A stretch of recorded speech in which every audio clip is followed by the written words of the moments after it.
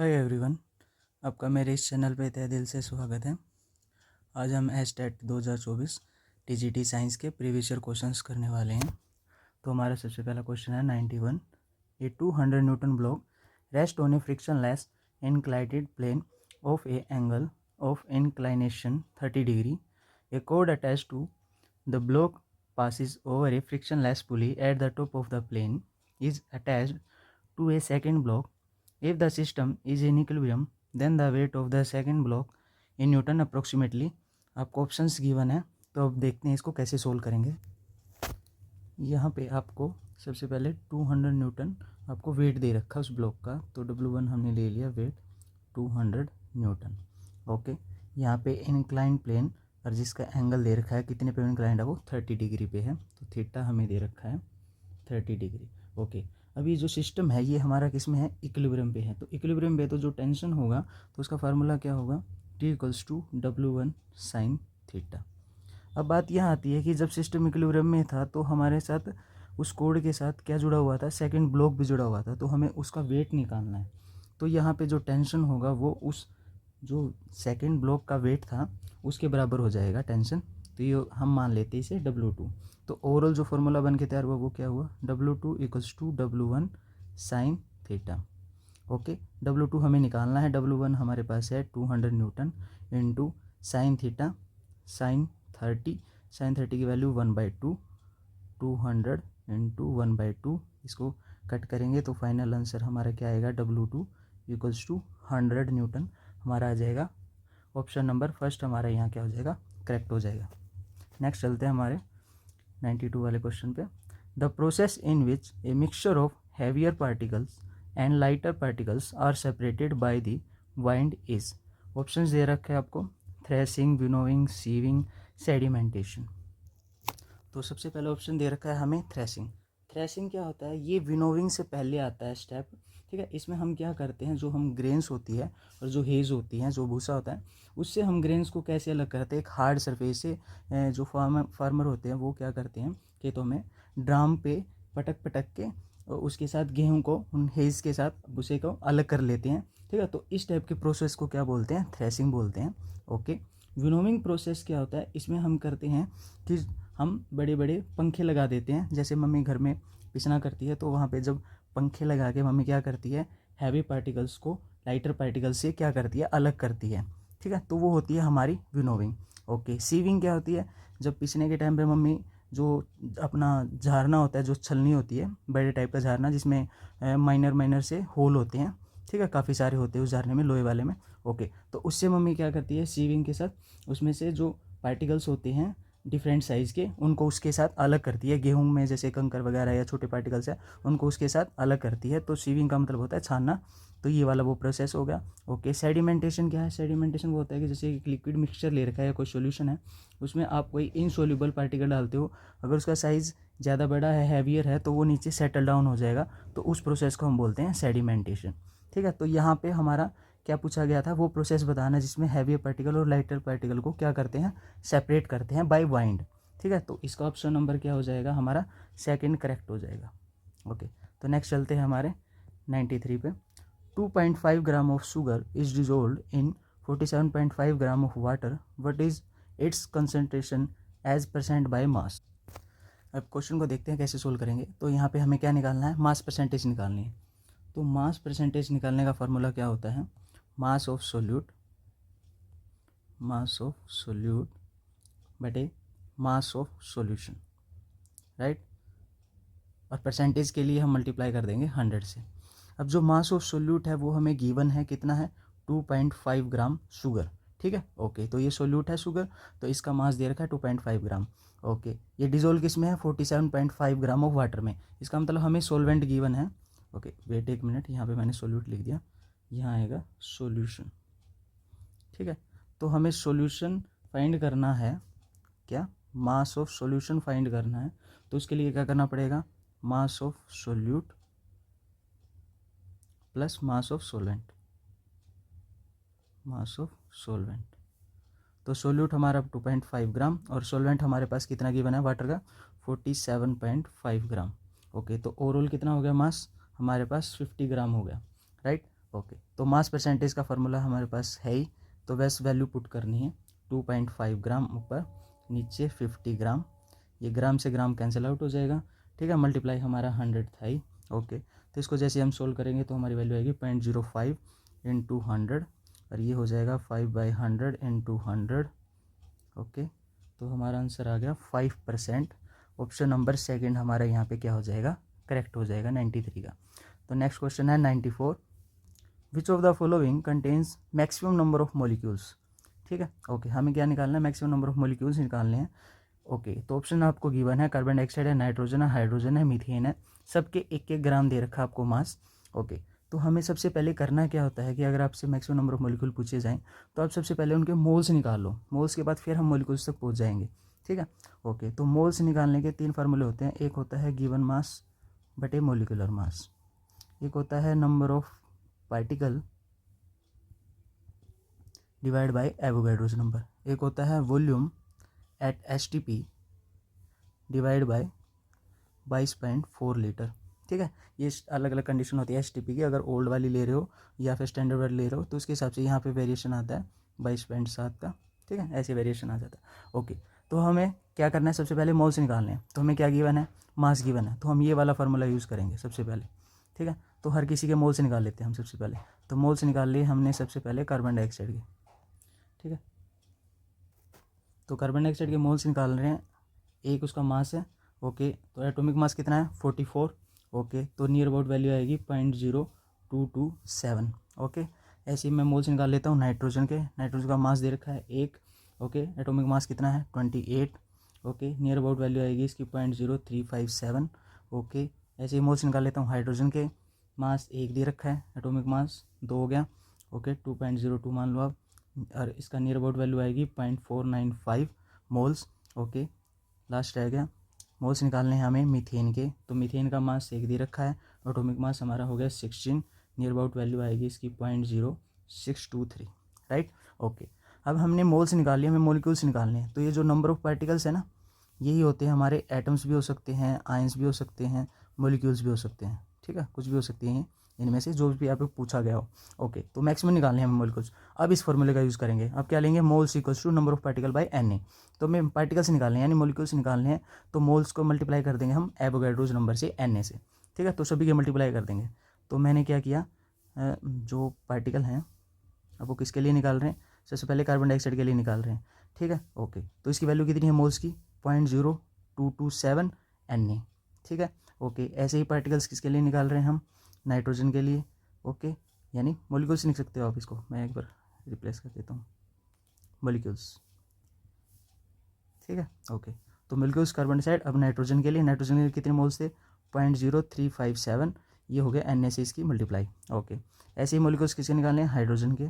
Okay, तो इसकी value कितनी है 0.495, इसकी भी एन ए से मल्टीप्लाई। ओके, ऐसे ही मॉलिक्यूल्स निकालने हैं हमें मीथेन के। ओके, तो इसकी भी वैल्यू कितनी आई थी मोल्स की 0.0623, इसकी एन ओ के साथ मल्टीप्लाई, एन ए तो कॉन्स्टेंट है इन सब में।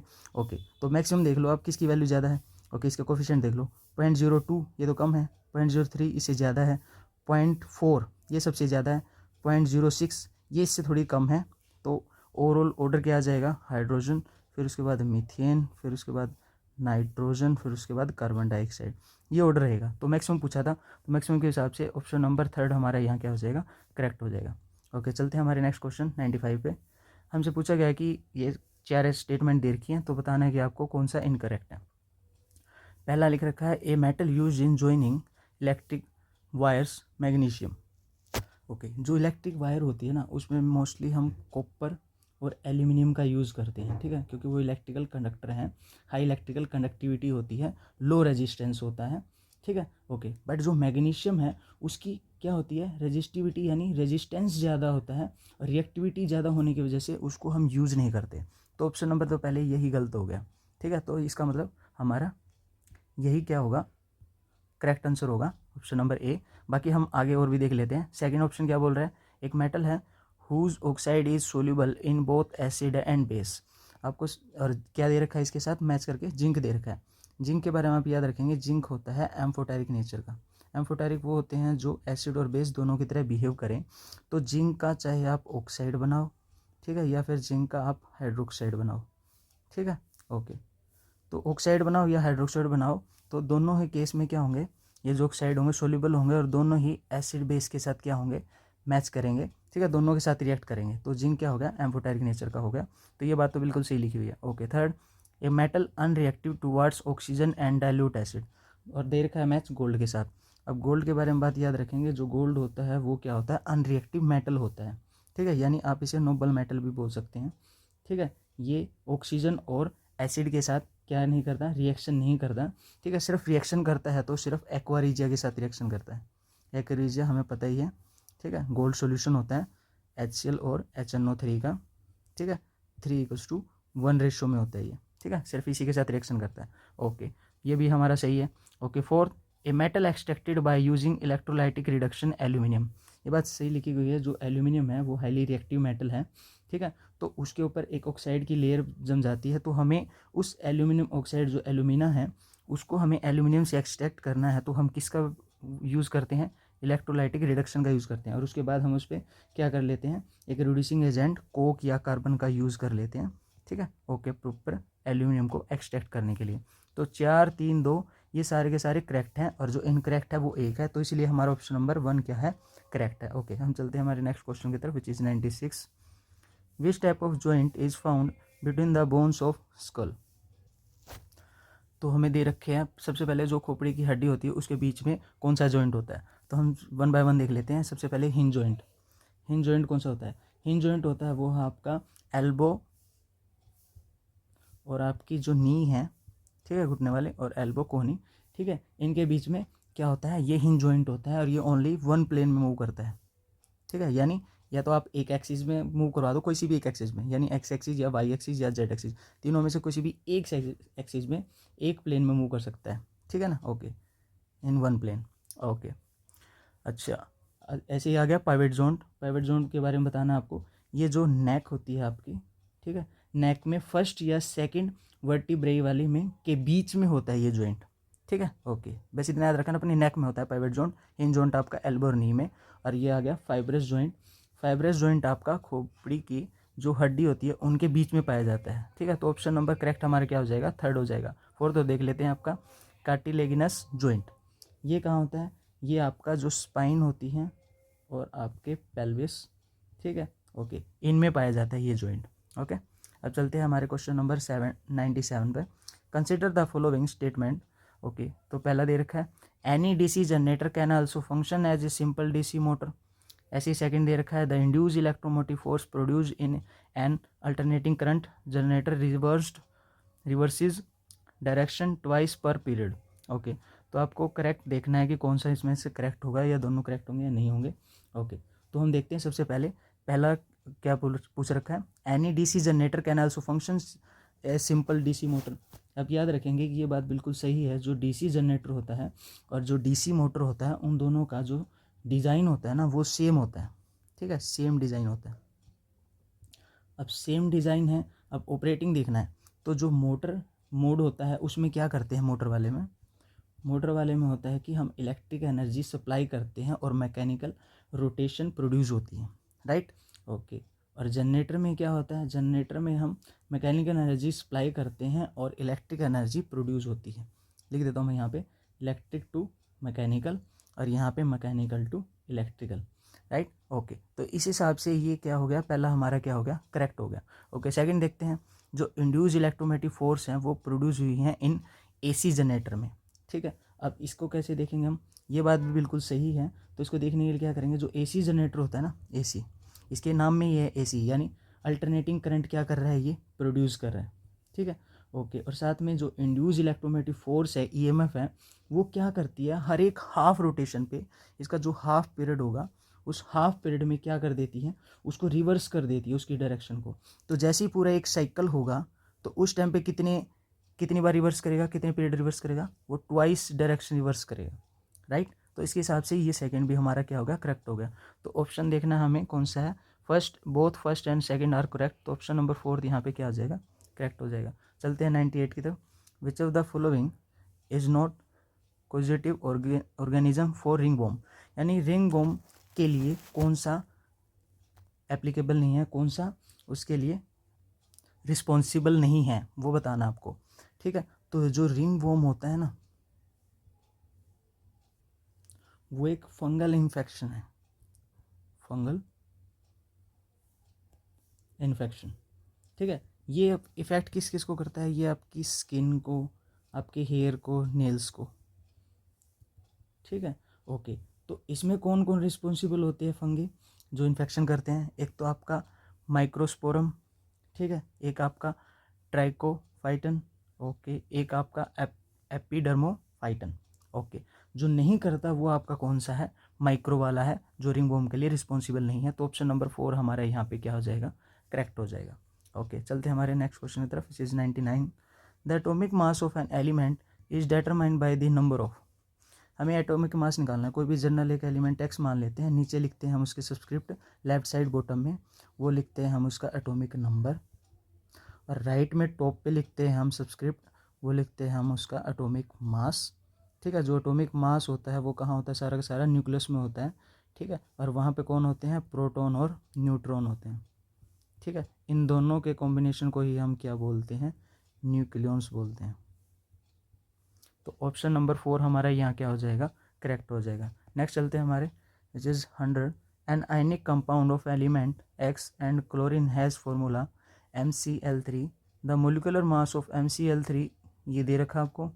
अब मोलिकुलर मास निकालना है ऑक्साइड का, और वो भी किससे बना होना चाहिए? एक्स एलिमेंट बना होना चाहिए। ओके, तो हम सबसे पहले क्या करेंगे? MCl3 मोलिकुलर मास इक्वल होगा, एक अमाउंट है M की, ठीक है, into molecular mass of M plus 3 मोल दे रखे हैं आपको क्लोरीन के, okay, 3 into molecular mass of Cl, right. Okay, अब मोलिकुलर मास कितना गिवन है टोटल इस MCl3 का?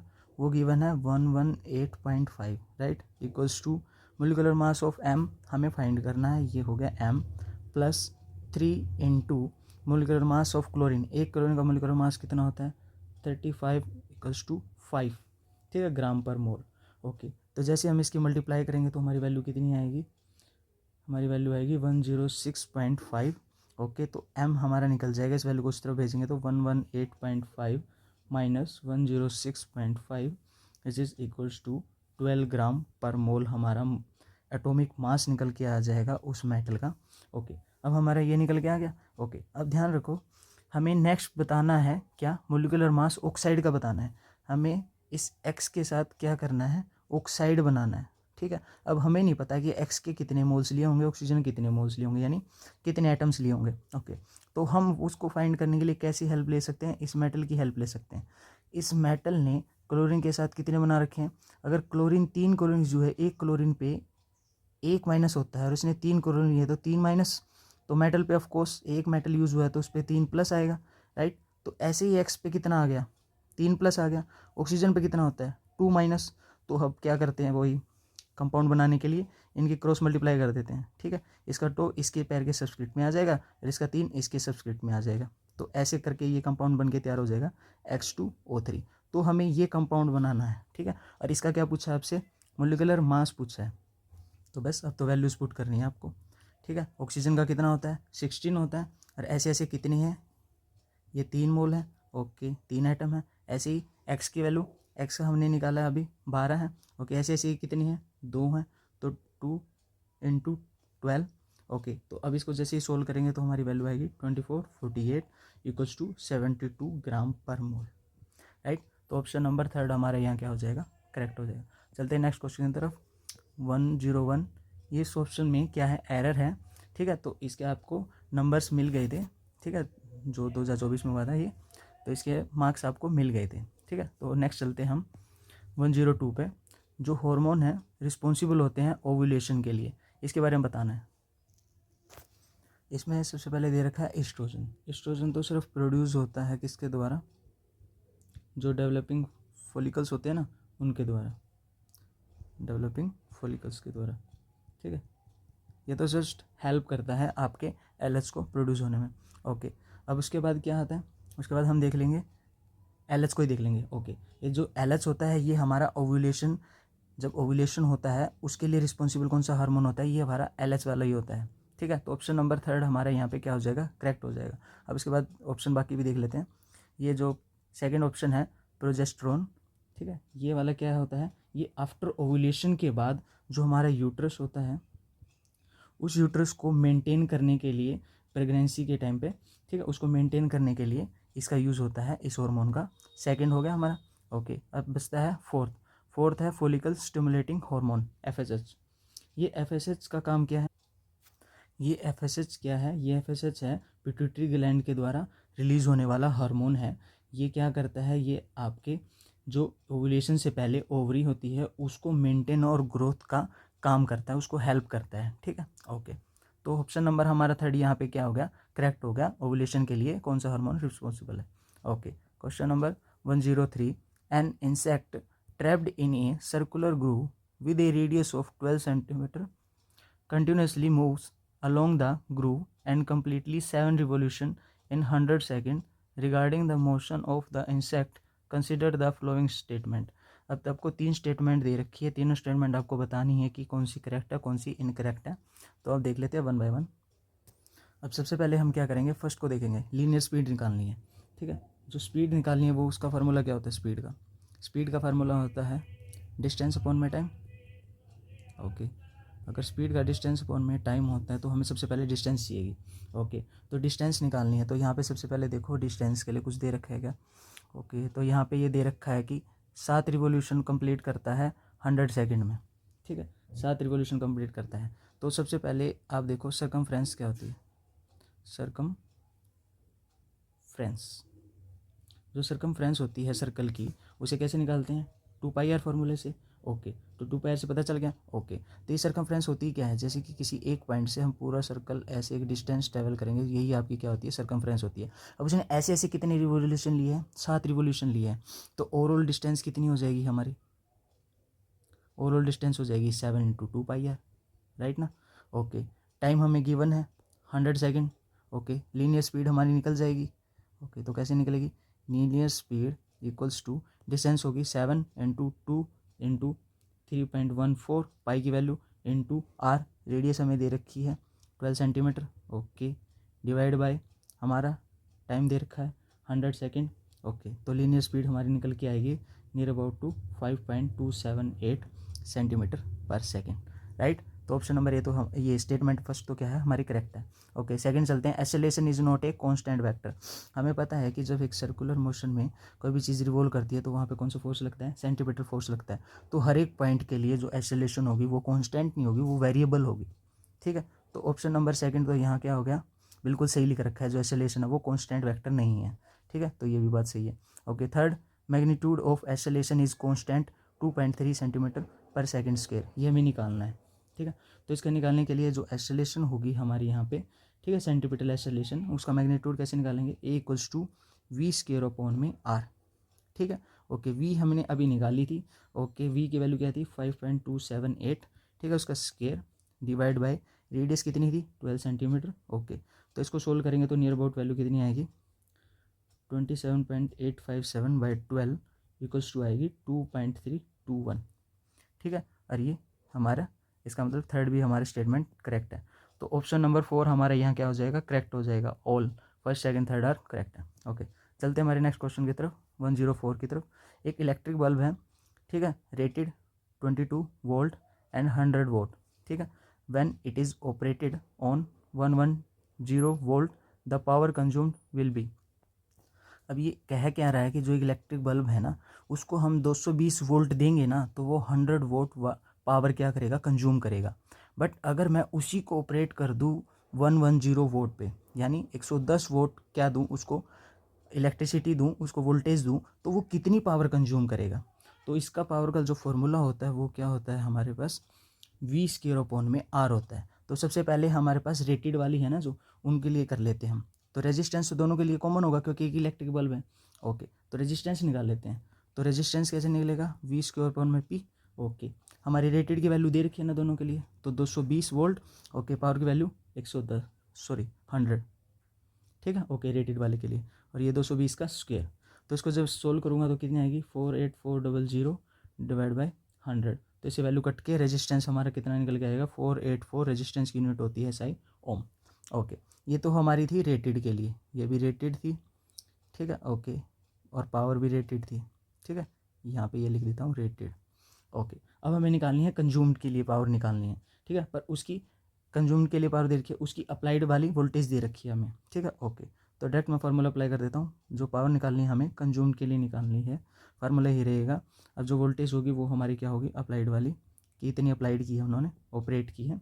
ओके, इसका क्या करना है, स्क्वायर करना है। ओके, ऐसे ये रेजिस्टेंस है, रेजिस्टेंस हमने निकाल लिया, दोनों के लिए कॉमन है, तो बस वैल्यू पुट कर दो आप। वोल्टेज कितनी है 110, उसका स्क्वायर करना है आपको। रेजिस्टेंस कितनी निकाली हमने 484 ओम निकाली है। ओके, तो अब पावर और वैल्यू क्या निकल के आएगी 12100,484 which is near about to 25 watt. तो पावर की वैल्यू, तो ऑप्शन नंबर 4 हमारे पास यहाँ क्या हो जाएगा, करेक्ट हो जाएगा। अब चलते हैं 105 नेक्स्ट क्वेश्चन की तरफ। A balloon operated at an altitude where the air density is 0.90 kilogram पर मीटर की क्यूब। एयर डेंसिटी दे रखी है, density mass per unit volume होती है। ओके, तो मास दे रखा है किलोग्राम पर मीटर क्यूब, ऐसी एयर डेंसिटी होगी। एट दिस एल्टीट्यूड जो बैलून है has a volume of 20 metre cube, उसका वॉल्यूम दे रखा है बैलून का। And is filled with helium, उसका हीलियम की यहाँ पे डेंसिटी दे रखी है 0.178 किलोग्राम पर मीटर क्यूब। यदि weight of the balloon bag is 88 Newton, तो यहाँ पे उस बैलून बैग का वेट दे रखा है आपको 88 न्यूटन। ओके, तो लोड है आपको बताना है न्यूटन में वो कितना होगा उसके ऊपर। ओके, तो ऑप्शन आपको गिवन है। अब देखते हैं कैसे इसको सोल्व करेंगे। अब जो एल्टीट्यूड पे बैलून है, अब वहाँ पे क्या लग रहा होगा, बाइंड फोर्स लग रहा होगा, बाइंड फोर्स लग रहा होगा, ठीक है, उसे हम मान लेते हैं FB। अब इस जो बाइंड फोर्स है वो किसके इक्वल होगा, वो उस एयर के वेट के इक्वल होगा जो बैलून के द्वारा डिस्प्लेस की गई है, ठीक है। ओके, ये पता चल गया आपको, जो बैलून के द्वारा डिस्प्लेस की गई है एयर, उसका वेट होगा जो, वही इक्वल होगा हमारा इस बाइंड फोर्स के, ठीक है। अब उसको हमें कैलकुलेट करना है, उसको कैलकुलेट करने के लिए हम क्या करेंगे, सबसे पहले उस एयर की हम डेंसिटी लेंगे, ठीक है, उस एयर की डेंसिटी लेंगे, और साथ में हमें क्या चाहिएगा, जो बैलून के द्वारा रिप्लेस किया गया था उसका वॉल्यूम चाहिएगा हमें, वो वॉल्यूम ले लिया, और साथ में क्या होगी वहाँ पे ग्रेविटी भी होगी, तो ग्रेविटी हमने ले ली। ओके, तो यहाँ से हम बाइंड फोर्स निकाल लेंगे। ओके, तो डेंसिटी एयर की ये रही हमारे पास ये रही एयर की डेंसिटी यहाँ पे ऊपर 0.90। ओके, तो 0.90 किलोग्राम पर मीटर की क्यूब। ओके, अच्छा, वॉल्यूम ये दे रहा हमारे पास 20 मीटर की क्यूब। ओके, ग्रेविटी वही 9.8 मीटर पर सेकंड स्क्वायर। ओके, तो ऐसे बाइंड फोर्स हमारा निकल के आ गया 176.4 न्यूटन। ओके, अब दूसरा काम हमें करना है, हमें हीलियम का वेट निकालना है, ठीक है, फिर बाद में हमारा पूरा टोटल लोड निकल जाएगा। ओके, तो हमें हीलियम का वेट निकालना है, वो कैसे निकलेगा, वही हीलियम की डेंसिटी चाहिएगी हमें, ठीक है, वो जो बैग है जिसमें बैलून है जिसके अंदर हीलियम भरी गई है उसका वॉल्यूम चाहिएगा, साथ में हमें क्या चाहिएगी, ग्रेविटी चाहिएगी। ओके, तो हीलियम का दे रखा है हमें डेंसिटी, तो हीलियम की यहाँ पे डेंसिटी आपको गिवन है, ये रही, तो ये वैल्यू पुट कर देते हैं 0.178, ठीक है, किलोग्राम पर मीटर क्यूब। ओके, वॉल्यूम वही, ठीक है, उस बैलून का वो कितना दे रखा है 20 दे रखा है वही। ओके, ग्रेविटी वही 9.8 मीटर पर सेकंड स्क्वायर, तो इस हिसाब से हमारा वेट निकल के आ जाएगा हीलियम का 34.888 अप्रोक्स, ठीक है, ये न्यूटन में।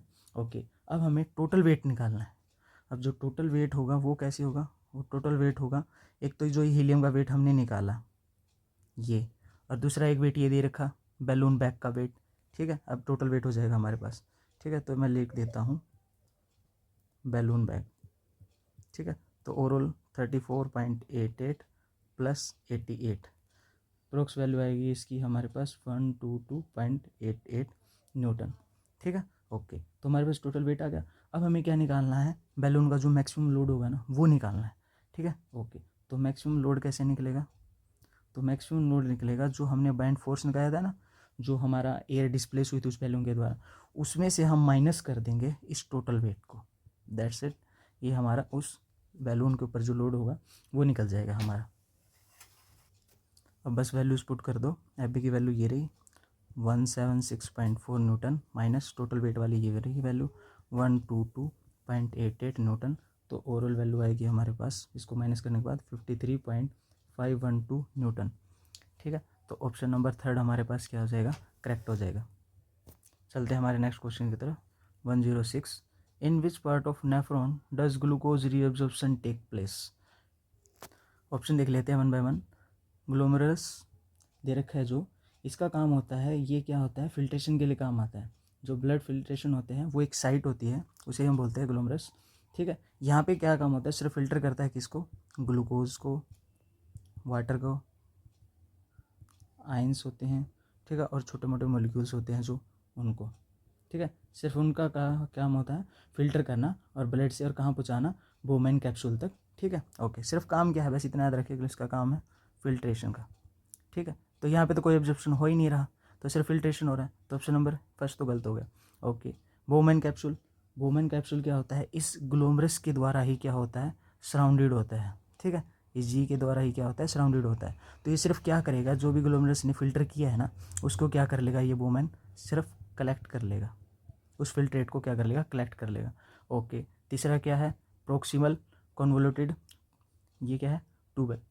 ठीक है, ओके, अब थर्ड ऑप्शन जो दे रखा है, इसका काम क्या होता है, इसका काम होता है, इसकी शॉर्ट फॉर्म क्या है, पीसीटी। ठीक है, इसका काम होता है ग्लूकोज को रीअब्जॉर्ब करना। ठीक है, तो ऑप्शन नंबर थर्ड हमारा क्या हो जाएगा, करेक्ट हो जाएगा। अब चलते हैं हमारे फोर की तरफ, लूप ऑफ हेनले। ये जो लूप ऑफ हेनले है, इसका काम होता है रीअब्जॉर्प्शन का, रीअब्जॉर्प्शन का, वो भी क्या चीज़, सिर्फ वाटर और सोल्ट। ठीक है, ग्लूकोज को ही रीअब्जॉर्ब नहीं करता, सिर्फ ग्लूकोज को रीअब्जॉर्ब करता है, तो वो करता है पीसीटी हमारा। तो ऑप्शन नंबर थर्ड हमारा यहाँ क्या हो जाएगा, करेक्ट हो जाएगा। हाँ, चलते हैं हमारे नेक्स्ट क्वेश्चन की तरफ। 107 Ram measure the period of oscillation, एक सिंपल पेंडुलम है, उसके ऑसिलेशन है, उसको उसने काउंट किया है कि कितने ऑसिलेशन कर रहा है कितने टाइम में।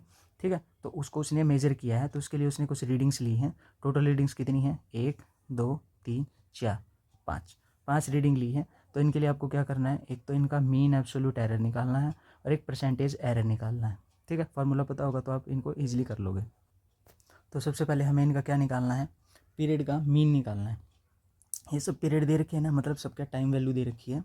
ठीक है, हर एक ऑसिलेशन का, तो इनका सबसे मीन निकालना है। तो मीन पीरियड का जो सिंबल होता है वो कुछ इस तरीके से होता है। ठीक है, ओके, तो मीन कैसे निकलता है, जितनी भी वैल्यूज़ दे रखी हों उस पीरियड की, उन सबको ऐड करके जितनी वैल्यूज़ हैं उनसे डिवाइड कर दो, दैट्स इट।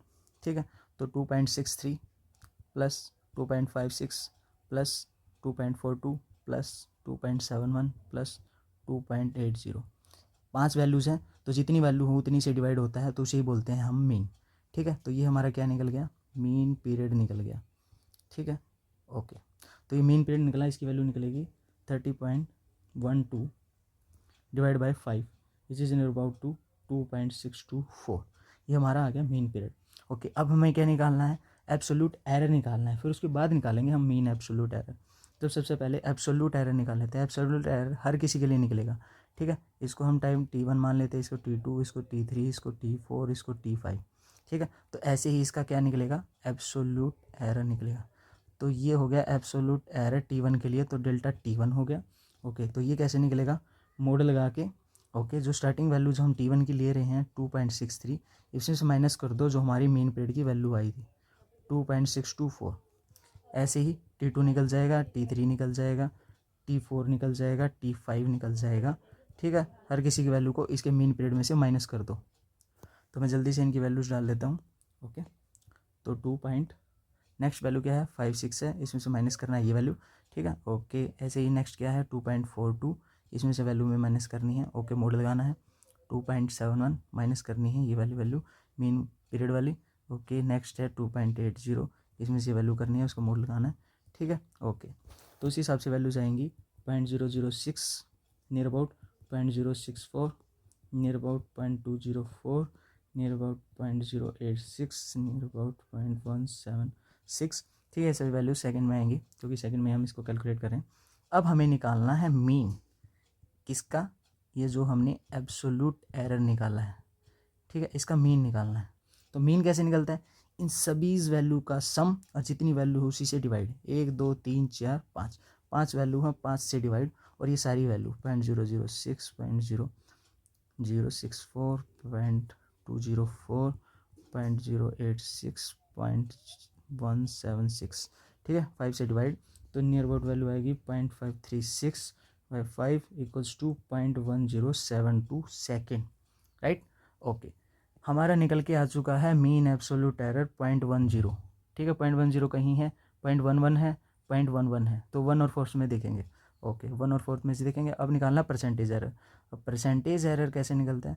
परसेंटेज एरर निकालने के लिए आपको बस करना कुछ नहीं है, जो हमने एब्सोल्यूट एरर निकाला था ना, डेल्टा टी, ठीक है, इसका ये ओवरऑल ये वाली वैल्यू ये रही, ठीक है। ओके, बस इसके नीचे हमें क्या करना है, मीन पीरियड लिखना है बस। तो यही होता है हमारा परसेंटेज एरर, परसेंटेज किसका नाम का, सो राइट। तो वैल्यूज आ गई 0.10725 डिवाइड बाय मीन टाइम क्या था हमारे पास, ये रहा मीन पीरियड 2.624 और इन 200 विच इज़ अप्रोक्स आएगी आपकी वैल्यू 0.085%। और ये ऑप्शन नंबर ए हमारा क्या हो जाएगा, यहाँ पे करेक्ट हो जाएगा। हम चलते हैं नेक्स्ट क्वेश्चन की तरफ। 108 फॉर द फॉलोइंग रीजन, जो नाइक्रोम वायर है वो generally use as a heating element in heating appliances. आपको स्टेटमेंट्स दे रखी हैं, इसका मेल्टिंग पॉइंट हाई है, रेजिस्टिविटी हाई है, it does not get oxidise easily, ठीक है। उसके हिसाब से आपको बताना है कि कौन सा स्टेटमेंट करेक्ट है और कौन सा नहीं है। जो नाइक्रोम वायर है, जो हम हीटर यूज़ करते हैं, उसमें जो वायर यूज़ होती है वो हमारी कौन सी होती है, ये जो एलॉय है ये कौन सा है हमारा, नाइक्रोम, ठीक है। ओके, तो इसका यूज़ किया जाता है। अब नाइक्रोम का यूज़ करने से बेनिफिट क्या होता है, अब हमें क्या चाहिए, किसी भी मेटल की वायर है कोई भी, अब जब इसमें से हम वोल्टेज अप्लाई करते हैं तो करंट जाता है, V equals to IR, current भी जाता है, रेजिस्टेंस भी जाता है। ओके, एक फार्मूला ये भी होता है पावर का, ठीक है, I स्क्वायर अपॉन में R, राइट। ओके, हमें पता है जब वोल्टेज अप्लाई करते हैं तो उसमें से करंट जाता है, पर ये हमें हीटर में क्या चाहिए होती है, ज़्यादा से ज़्यादा हीट चाहिए होती है, हमें करंट नहीं चाहिए होता। वो करंट की कम कर दे और रेजिस्टेंस ज़्यादा कर दे, और रेजिस्टेंस ज़्यादा करने से वो हीट के रूप में कन्वर्ट होने लगेगा और वो करंट को रोकेगा। और जितनी ज़्यादा हीट एनर्जी की फॉर्म में निकलेगी बाहर, उतना ही हमारे लिए क्या होगा, बेनिफिशियल होगा, क्योंकि हीटर का काम ही क्या होता है, हीट प्रोड्यूस करना, ठीक है। ओके, तो रेजिस्टिविटी हाई होगी, क्यों, अभी बताया मैंने कि इसका काम क्या है, इसकी रेजिस्टिविटी जितनी हाई होगी उतना ही करंट को वो अपोज करेगा, और रेजिस्टेंस ज़्यादा होगा तो हमारे पास क्या होगी, वो हीट के फॉर्म में एनर्जी बाहर निकलेगी। तो रेजिस्टिविटी तो हाई होगी, बेस्ट है। ओके, इसका melting point high, melting point high होगा तो मेल्टिंग पॉइंट इसका अराउंड 1400 डिग्री सेल्सियस होता है, ठीक है। तो इसका मेल्टिंग पॉइंट इतना ज़्यादा हाई होगा तभी तो ये क्या हो पाएगा, जब तो ये हमें हीट दे पाएगा, नहीं तो अगर इसका मेल्टिंग पॉइंट अगर कम हुआ तो ये थोड़ी सी वोल्टेज देने पे ही क्या हो जाएगा, ब्रेक हो जाएगा, और ब्रेक हो जाएगा तो फिर ये हमें कहाँ से हीट देगा, तो हीटर किस बात का, तो इसलिए इसके मेल्टिंग पॉइंट क्या होगा, सबसे ज़्यादा हाई होगा। तो ये बात भी सही है, ठीक है। ओके, रेजिस्टिविटी भी हाई है। तीसरा लिख रखा है it does get oxidise easily, इसको देख लेते हैं एक बार। जो हमारे पास नाइक्रोम है इसमें क्या है, क्रोमियम भी है, ओके, एलॉय है ना, ओके, निकल और क्रोमियम का है। तो इसमें जो क्रोमियम है ना, ये क्रोमियम एटमॉस्फेयर में एयर होती है ना, तो उसके साथ मिलके क्रोमियम ऑक्साइड बना लेता है, ठीक है। तो ये जब क्रोमियम ऑक्साइड बनाता है तो ये क्रोमियम ऑक्साइड की लेयर इस नाइक्रोम के ऊपर क्या हो जाती है, कवर हो जाती है। अब होगा क्या, ये इजीली इस नाइक्रोम की वायर को ऑक्सीडाइज नहीं होने देगा। अब ऑक्सीडाइज नहीं होने देगा तो प्लस पॉइंट होगा, ये काफ़ी लॉन्ग टाइम तक चलेगी, ठीक है। बट ऑप्शन में क्या लिखा हुआ है इसकी स्टेटमेंट में, it does get oxidise easily, तो ये ऑप्शन यहाँ पे क्या लिखा हुआ है, ये स्टेटमेंट हमारी यहाँ पे गलत है। तो इसके हिसाब से फर्स्ट और सेकंड वाला देखना हमें, तो only first and second are correct. तो फर्स्ट हमारा यहाँ पे क्या हो गया, करेक्ट हो गया। हम चलते हैं हमारे नेक्स्ट क्वेश्चन की तरफ, which is 109 what does bioprospecting refers to. अब ऑप्शन में देखना है हमें, बायो का मतलब क्या होता है, बायोलॉजिकल, ओके। तो उस हिसाब से हमें फर्स्ट ऑप्शन ही करेक्ट लग रहा है, exploring biological diversity for new commercial products के लिए, ठीक है, यही होगा हमारा। तो ऑप्शन नंबर फर्स्ट हमारा यहाँ क्या हो जाएगा, करेक्ट हो जाएगा। नेक्स्ट क्वेश्चन है हमारा 110 a 50 newton sled rest on a horizontal surface, एक horizontal pull of 10 Newton is required just to start the sled moving. After motion is started, only 5 Newton force needed to move the sled with a constant velocity, coefficient of static and kinetic friction and respectively. Options आपको दे रखे हैं। अब इस question को solve करना कैसे है, आपको एक ना 50 न्यूटन का एक वेट दे रखा है, ठीक है। ओके, ये स्लाइड दे रखी है आपको, ये रेस्ट पे है, ठीक है, एक हॉरिजॉन्टल सरफेस पे, ठीक है। ओके, इस हॉरिजॉन्टल सरफेस पे अब बोल रहा है कि अब 10 न्यूटन का मैं फोर्स लगा रहा हूँ, ठीक है। ओके, इस हॉरिजॉन्टली लगा रहा हूँ 10 न्यूटन का फोर्स, ठीक है, इसको क्या करने के लिए, मूव करने के लिए स्लाइड को, ठीक है, यहाँ लिखा हुआ है। ओके, जैसे इसको मूव करता हूँ मोशन के बाद है ना, अब मेरे को है ना सिर्फ कांस्टेंट वेलोसिटी, इसको उसी स्पीड में है ना मेरे को मूव कराने के स्लाइड के लिए अब मेरे को सिर्फ 5 न्यूटन की ही क्या लगाना पड़ रहा है, फोर्स लगाना पड़ रहा है। स्टार्टिंग में 10 लगाना पड़ रहा था जब वो रेस्ट पे था, अब कह रहा है कि उसी कांस्टेंट वेलोसिटी से मूव कराने के लिए मेरे को अब सिर्फ 5 न्यूटन फोर्स की जरूरत पड़ रही है। तो अब मेरे को क्या करना है, जो फ्रिक्शन लग रहा था ना एक तो स्टैटिक के टाइम पे और एक जो वो मूव कर रहा था, तो उन दोनों के कोफिशिएंट की वैल्यू निकालनी है। ठीक है, तो फॉर्मूला क्या होता है कि जो स्टैटिक फोर्स होगा आपका, सॉरी स्टैटिक फ्रिक्शन, ठीक है, जो फोर्स रिक्वायर्ड पड़ा था आपको, ठीक है, इसे आप बोल सकते हो स्टैटिक फ्रिक्शन फोर्स। ठीक है, स्टैटिक फ्रिक्शन फोर्स है, इसका जो फार्मूला होगा वो क्या होगा, म्यू एस और एन। ठीक है, एन आप हटा दो यहाँ पे हम यूज़ करते हैं वेट यूज़ करते हैं आपका, ठीक है, उस स्लाइड का वेट यूज़ करते हैं, ठीक है, जो 15 न्यूटन दे रखा है। ओके, ऐसे ही हम किसका निकालेंगे, इस काइनेटिक का निकालेंगे। ठीक है, तो काइनेटिक फ्रिक्शन फोर्स हो जाएगा हमारा एफ के। ठीक है, उसका फॉर्मूला क्या हो जाएगा, म्यू के, ये हमारा इस काइनेटिक का कोफिशिएंट है ये वाला, और ऐसे ही ये स्टैटिक का कोफिशिएंट है जो हमें निकालना है फ्रिक्शन का। ओके, ये वेट है जो हमें गिवन है, ऐसे ये वेट, ठीक है, जो फोर्स है हमारा, ठीक है, न्यूटन में है। ओके, तो ये दे रखा है हमें। ओके, तो टोटल क्या दे रखा है, अब सब वैल्यूज हमारी निकल जाएंगी। ये हमें निकालना है, ये भी हमें निकालना है, म्यू एस, सॉरी ये हमें निकालना नहीं है। ठीक है, ओके, ये हमें गिवन है। ओके, ये गिवन है, ये गिवन है, ऐसे ये गिवन है, ये गिवन है, ये निकालना है।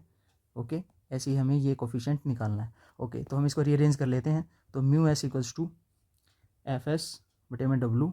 ओके, ऐसे ही यहाँ पे म्यू के इक्वल्स टू एफ के divide by W. Okay, F S की वैल्यू ध्यान से देखो कहाँ है, 10 न्यूटन दे रखी है, ये रही।